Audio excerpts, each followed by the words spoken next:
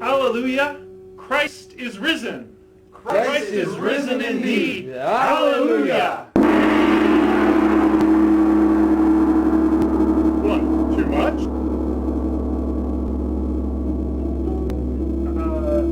I think just a little, actually.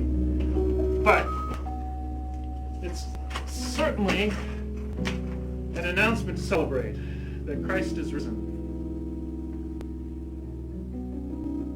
We talked on Sunday about how that announcement changes everything. And we heard these words that I keep thinking about from the letter to the Colossians. Seek the things that are above where Christ is. Set your minds there, not on things that are on earth, for you've died, and your life is hidden with Christ in God.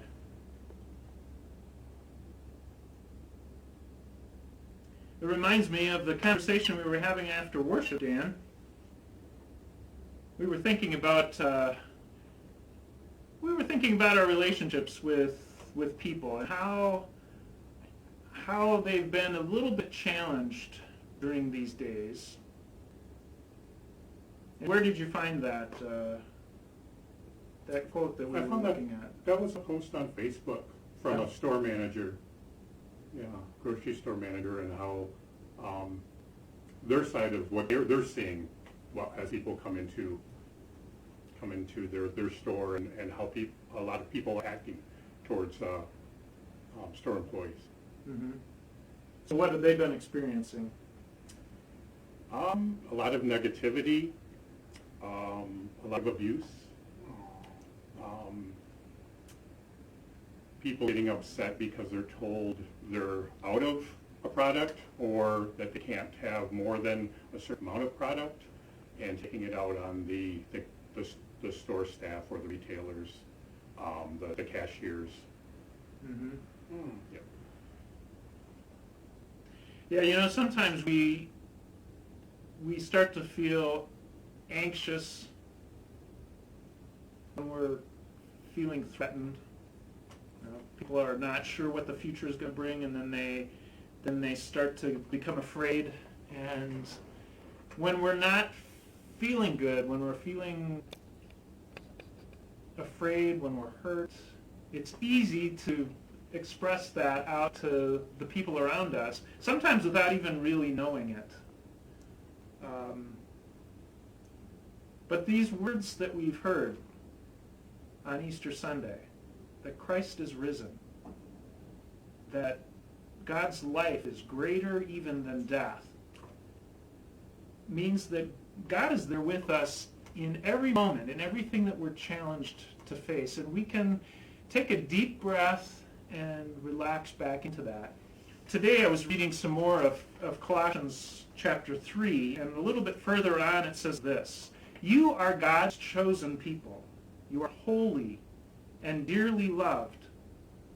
So put on tender mercy and kindness as if they were clothes. Don't be proud, be gentle and patient. Put up with one another. Forgive one another. If you're holding something against someone, forgive just as the Lord forgave you. And over all these good things, put on love. Love holds them all together perfectly as if they were one." I wonder if we could do that. To just keep remembering the love that has been poured out upon us. And we told the story last week of how Jesus washed his disciples' feet, expressing a love for them that wouldn't stop for anything. And he said, now that I've loved you in this way, you should love one another. I wonder if we could remember that story of God's profound love and then wrap it around ourselves like a coat. And carry that with us into our day. That would change the way we would greet the people in the stores, even if we were frustrated that what we came there for wasn't there any longer. we'd understand the bigger picture, and that God is caring for us, and even in that moment of frustration, we can rest in God's love. We can go to another store and hopefully find what we need there, knowing that the people in the first store are working as hard as they can to provide what we need, and to keep the store's shelves full of the supplies that are needed, and that people are working hard to take care of all of us. I think too about families. I remember when I was a kid, sometimes I'd get all frustrated and I'd take that out hard against my brother and my sister. It's easy to lose patience, especially when you're cooped up inside and you want to go out and play and there's not anything to do and you've been home for too long. I'm sure some of you have had that experience in these last few weeks. So it's a good reminder that God has poured out love upon us and that we're God's chosen, precious, holy, beloved people. So wrap that love around yourselves and let that be the first thing that you share with people in your family and people that you meet as you go about the day. Well, let's invite all of that into our prayer today.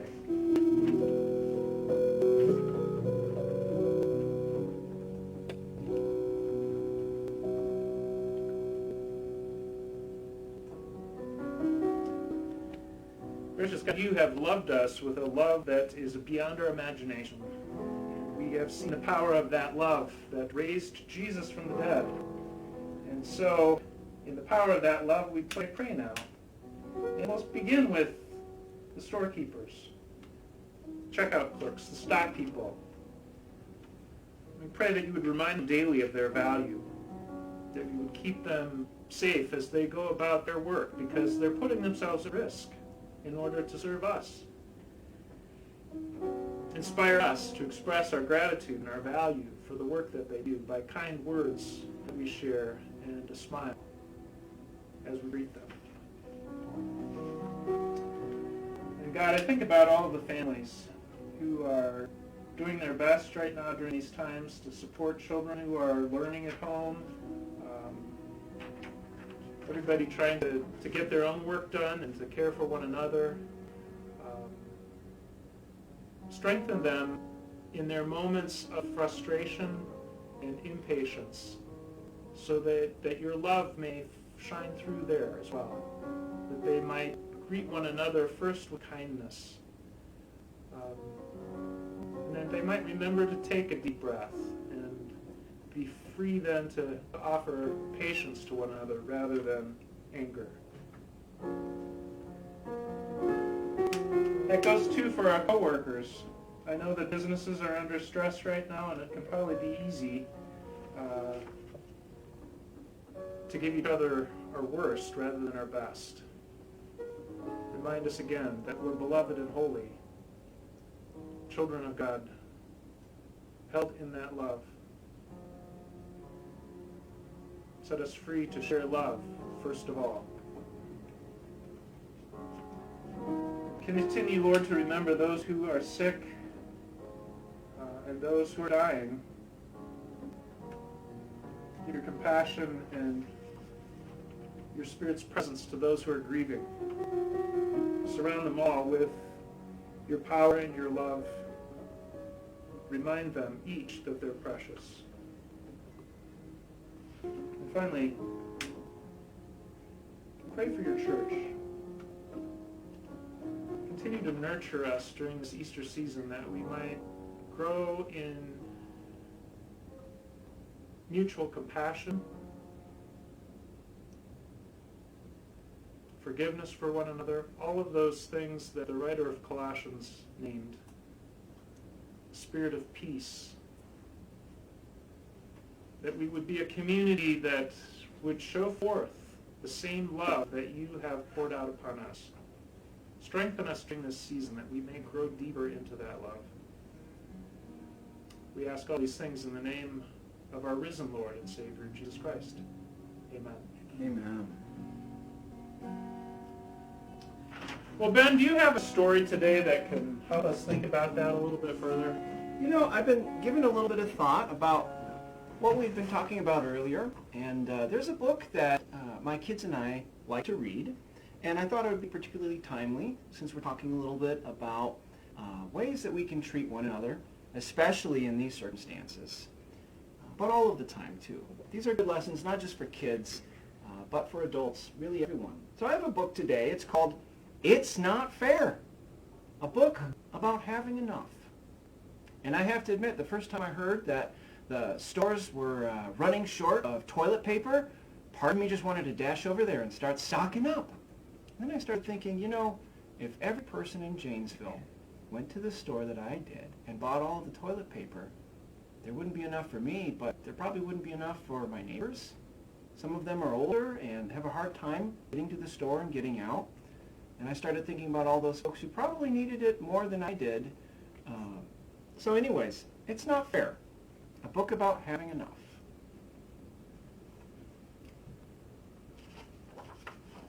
This is by Karen Rivadeneira, illustrated by Isabel Munoz.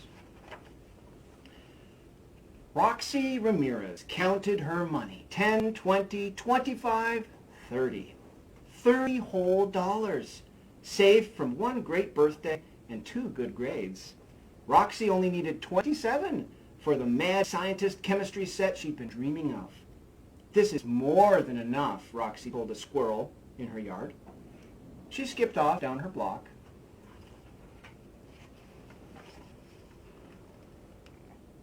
Just 3 more blocks, Roxy told a bee as she weaved away from it. Up ahead, she saw her friend Jed running beneath his brand new kite.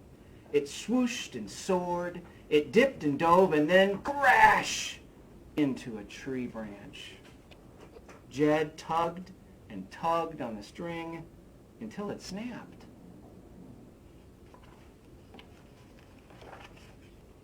It's not fair, Jed said. My kite is ruined and I don't have any more string.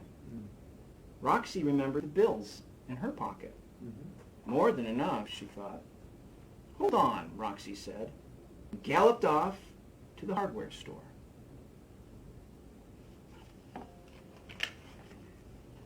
Only $1 for a new ball of string to help get a friend's kite back in the sky.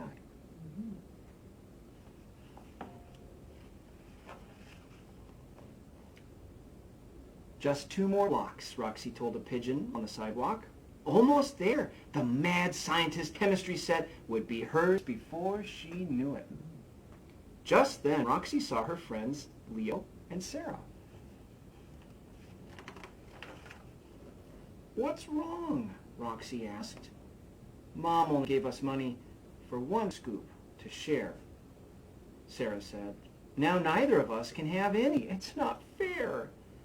Roxy felt her pockets more than enough. Be right back, Roxy said. What do you suppose she's going to do?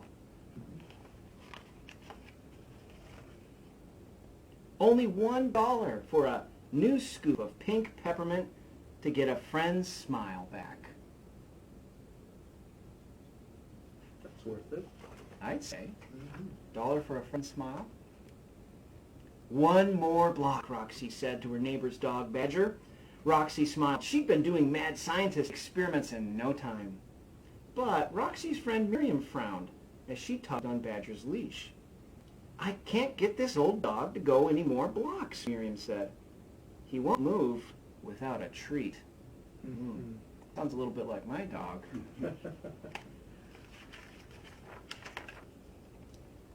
Roxy remembered the bills in her pocket. She had started with 30, she needed 27 for the chemistry set, and she'd spent 2 on the string and the ice cream. Roxy did the math. Still more than enough. Be right back, she said. Only $1 for a big milk bone to get old Badger moving.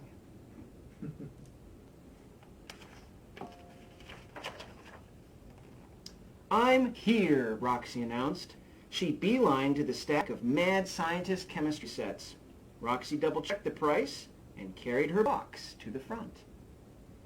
Oh, look at that. be $29.39, the clerk said.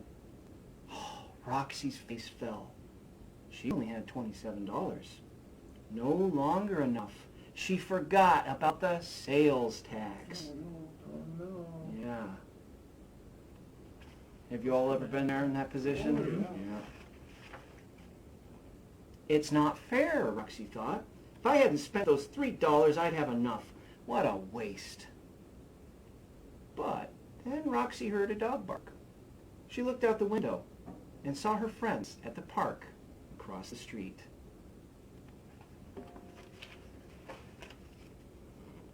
Suddenly, Roxy felt excited again. Helping others was never a waste. How much for one of those? She asked. This, the clerk said, only $3. More than enough.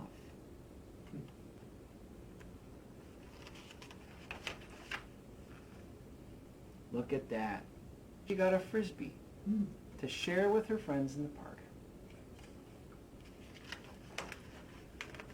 The end. Sweet. Yeah.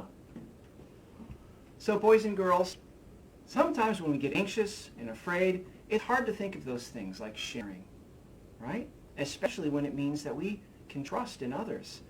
We can also trust in God to always be there for us. In the peaks and in the valleys, God is there for us. We can always lean on God. And there's a song that I'd like us to sing tonight that talks a little bit about that. And it's an old song. The words come all the way from the Bible, from Psalm 23, King David's psalm. That's one of my favorites. Yeah.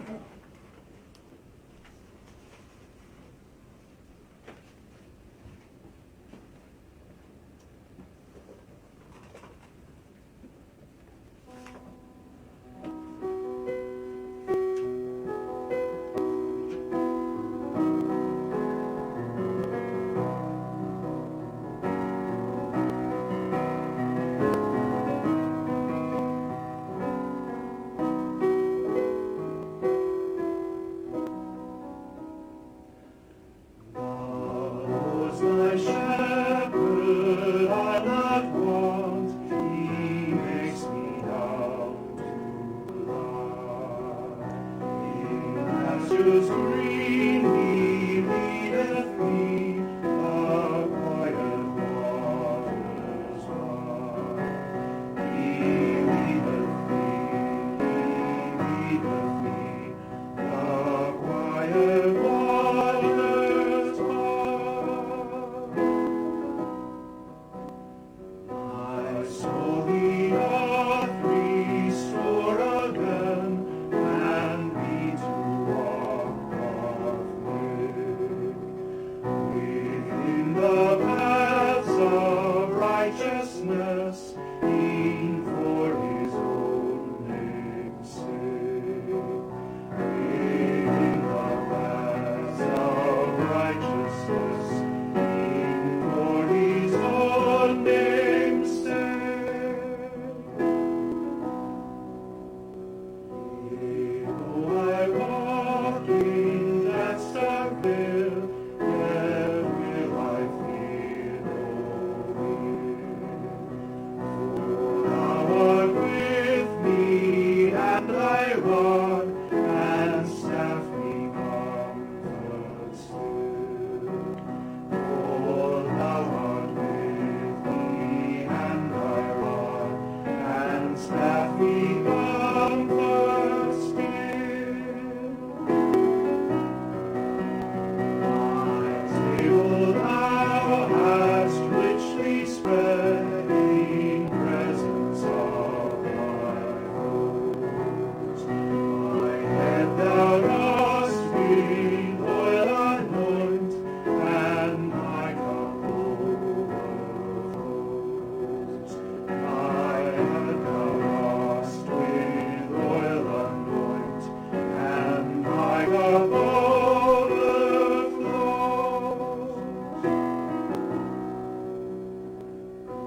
Goodness and mercy all my life shall surely follow me, and in God's house forevermore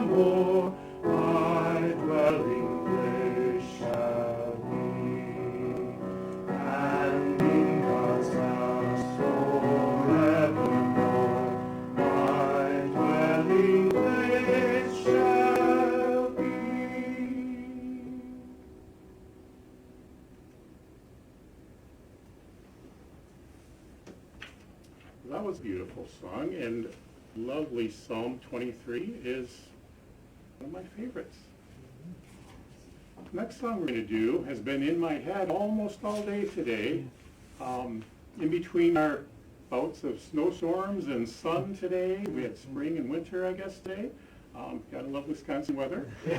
But Shine, Jesus, Shine was the tune that was in my head most of the day today. And I think it's very fitting with our message today and our thoughts of shining that love that Jesus pours out on us and others. So let's sing Shine, Jesus, Shine.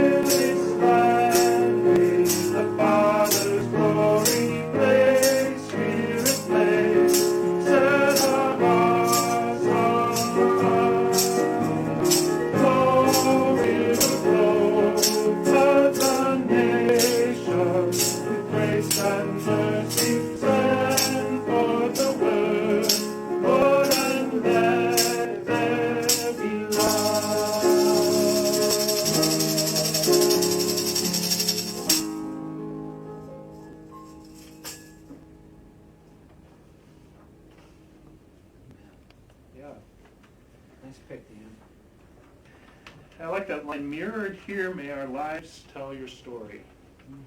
I think that's the heart of that Colossians reading, and the heart of the Easter message, that Christ is risen, and now that opens up the space for us to tell that story with our own lives, to live that same spirit that Jesus lived in the world. We're empowered to do that by the Spirit that's been poured out upon us. And so Jesus is shining now through us. Well, tonight I want to conclude with a sung version of the prayer that Jesus taught us. Some of you I know this, so if you would like to sing along at home, we certainly encourage you to do that.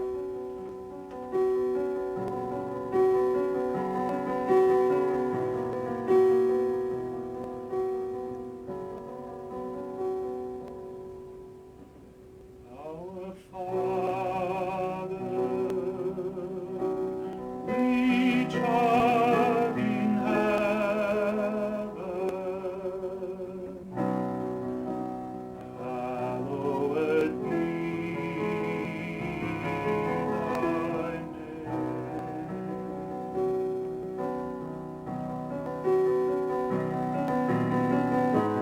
Thy kingdom come, thy will be done on earth as it is in heaven.